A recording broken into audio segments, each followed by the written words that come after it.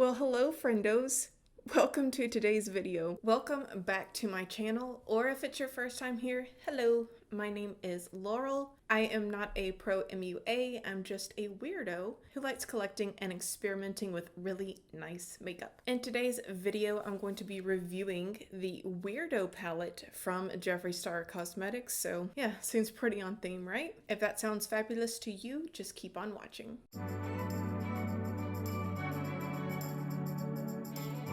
So I'm sure most of you have already guessed by the fact that I only have like 100 subscribers. None of this was sent to me in PR. I did purchase it all myself. It's not sponsored and I'm not affiliated with any of the brands that we'll talk about today. So you can count on my opinion to be very unbiased. So my opinions are going to be very objective. I do not review people on this channel. I only review products. I've had a lot from Jeffree Star Cosmetics to work for me, so I tend to purchase a lot from the brand. It's something we do talk about a lot on this channel, so if you are interested in hearing more about the brand, I invite you to subscribe now. Again, we talk about it a lot here. This is what she looks like, and here is the color story inside. And unless I'm mistaken, these shades were inspired by Jeffree's old MySpace days pics where he used to do very flamboyant makeup, which was very uncommon for the time. And looking at the general color story though, I will say this is very on par for what we would have found in the drugstore or at like Hot Topic back in 2005. If you guys were into makeup back then, as I was dipping my toe into it, then you probably understand the struggle from back in the day. Because most of the time we were depending on some very cheap quality palettes to do any sort of editorial look. So kudos to those viewers out there, the ones who had their sponge applicators under the sink trying to build up any sort of accretion of pigment onto their lids using those brutal, virtually unblendable eyeshadow shades that we would get from the drugstore. I'm going to be honest, back then I would try to recreate the looks that I would see in the ads, you know, where the looks would be so pigmented, where you're using some Maybelline or like L'Oreal shadows and you're trying to build them up and they don't really build up.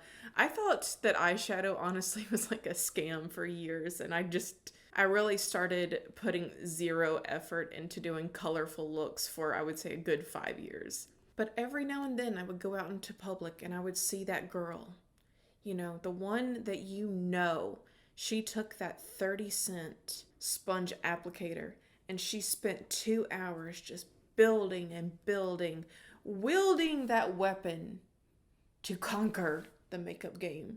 And if you are that brave soldier, I salute you, brother. So now it's time for me to stop prattling and to get into this year 2005 color story to see if we're now going to experience this in a high-end formula. So let's go. All right, so the top row, we have Glamour Shot, Razor Blade, and Mohawk. I'm gonna swatch all of these at once. Glamour Shot was not the most opaque. The silver shade is stunning. It has a lot of opacity, and the pink shade was very smooth and pigmented, as you can see. The second row, we have Punk Couture, Weirdo, and Only Child.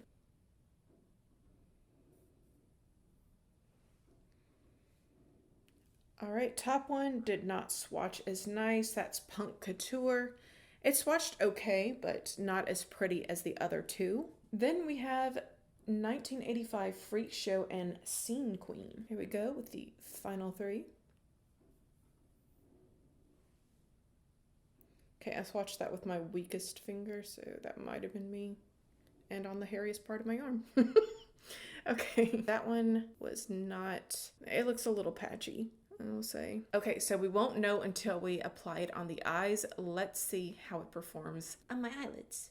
So when I do these preliminary reviews, typically what I try to do is use as many eyeshadow shades as I can at one time. It doesn't always make for the most flattering look, but again, we just want to see how these perform on the eye. So we'll start out with Mohawk, going in on an Anastasia Beverly Hills brush that comes with every single one of their palettes.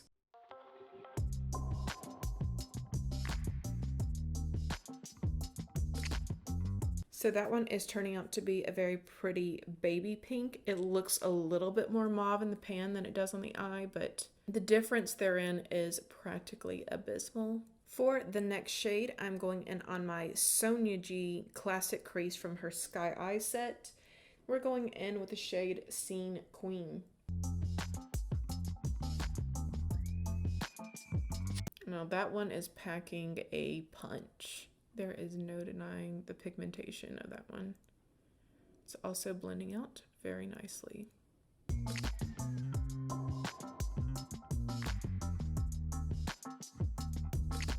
All right, on my Units 203, I'm going in with the shade Only Child.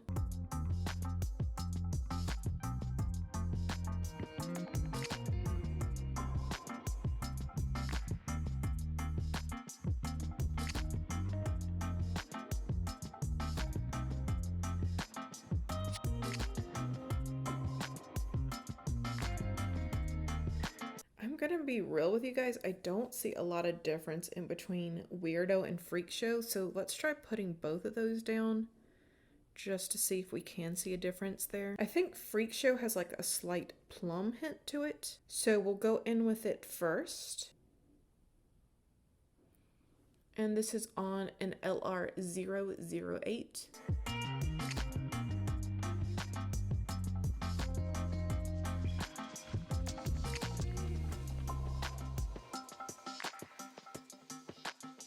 Okay, this honestly just kind of looks like more of a dark charcoal with a slight hint of plum. The plum isn't that evident upon the eye.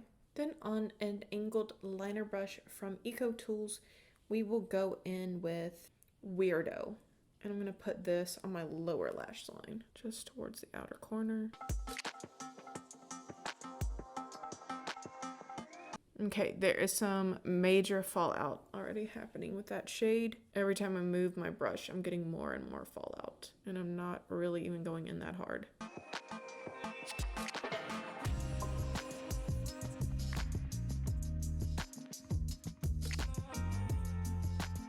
Now on my Refer 14, we'll go in with the shade Glamour Shot. It is kicking up a lot in the pan. The Pricked palette from Jeffree Star was also doing the same thing, but upon applying to my eye, I didn't have any trouble. We'll see what happens here. Okay, this actually is applying quite nicely on the eyes.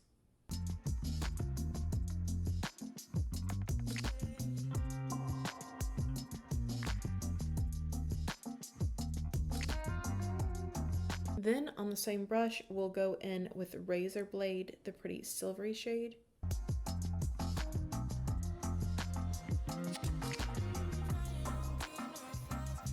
Friendos, I'm happy to say this is a really, really nice silver. If you guys have seen some of my Natasha Denona videos, then you probably have heard me rave about the silver shade in this palette. This is the palette number 3 from her 5-pan palettes.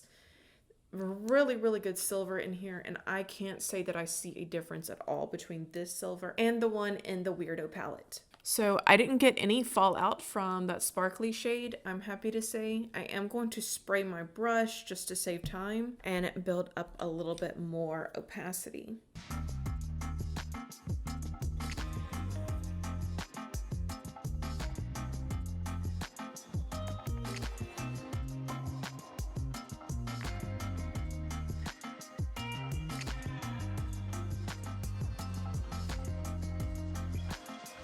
Now on an LR100, I'm going in with the shade 1985.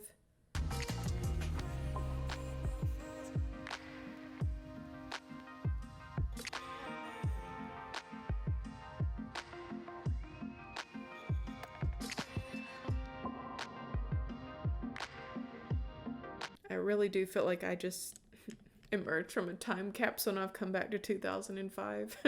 So I'm going to clean up this eye, just kind of fix where I blended away some of the shades or where I've made a few errors. Do the other eye, apply liner and lashes. I'll be right back. It'll just feel like a second to you.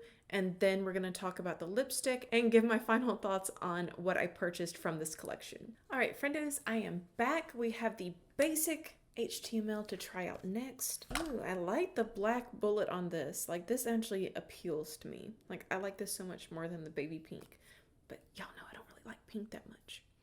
At least not, like, really girly pink. Let's try her out. She's this peachy shade right here. So I'm gonna be real with you guys. There is a lot from the JSC brand that I am 100% on board with. The lighter shade in his bullet lipsticks, I don't normally like. It's kind of shearing out. I can see through it. I've put on like 3 layers, maybe 4. Let me try putting on some more. What's interesting is this one in particular feels definitely like more slick than the other lipsticks that I've tried from the brand. The other ones have been slightly more dry. Yeah, this is not gonna work for me. I'm gonna get really close so hopefully you can see the lines where it's shearing out. Like if I so much as like purse my lips together like that, it really like messes up everything. Okay, so I'm not a fan of that. So I actually have the shade Pure Hell. I'm going to try on this for you guys. This one's not as bad. So as you can see, the opacity of Pure Hell is so much better than the shade that I just tried on. It's kind of crazy to me. Like, I just don't think that JSC has the best formulation of the lighter shades. It's the medium to dark shades that really hit it home. And even then, it's not my absolute favorite formula of lipstick. I just think that they're pretty good. I'm going to apply a little bit of blush. I'll be right back. I just don't like how I look without my blush and all this really dark, heavy makeup. So I wanted to show you guys something really quick. This is the oldest palette in my collection. I do not use it anymore. I just have always really liked it, and it's something that my sister gave me. This and this kind of have a similar vibe. Like, it's not exact, of course, but you guys can definitely see the similarities. So let me tell you, the Weirdo palette definitely performed 1,000 times better than the one I just showed you ever did. Like, even in its glory days, it was never this good. I definitely enjoyed creating with this palette, but I don't think that this will be something that I reach for all the time. It's just not really my vibe anymore. I think I'll be pulling this out around Halloween every year. Actually, I might be dipping into the silver shade quite a bit because this is a really, really nice platinum silver. The 2 darker shades right here and here did have quite a bit of fallout upon application.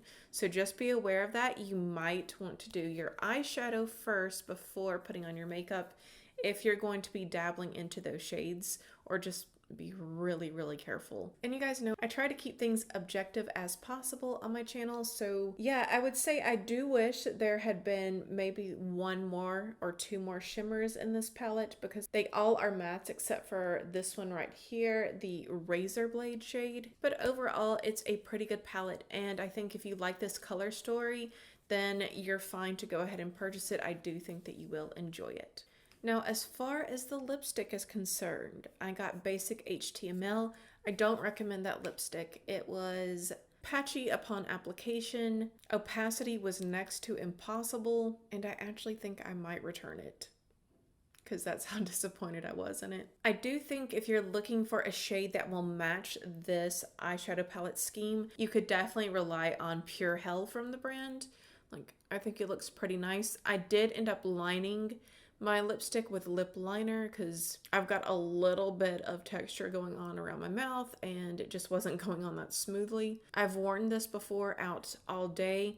I will say you want to keep it with you in your purse. It's not transfer proof, but it still has very nice opacity and it doesn't feel uncomfortable on the lips. It's a little bit more dry than the basic HTML that I just put on. And friendos, that's it. That's everything that I have to say about what we tried out today.